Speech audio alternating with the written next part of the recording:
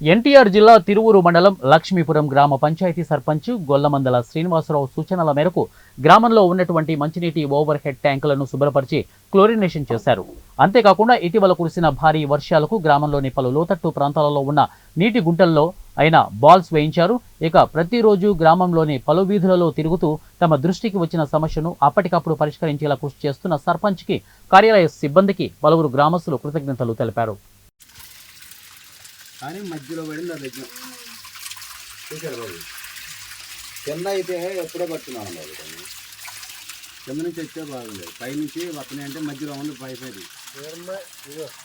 అది ఆడ వలిగి దానికి రోడ్డుకి అంటాను నీళ్ళు ఎక్కడెక్కడ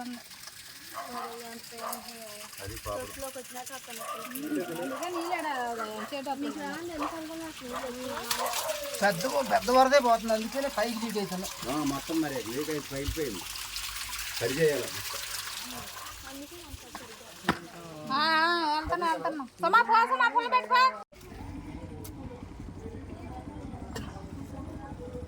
అసలే వచ్చప్పుడు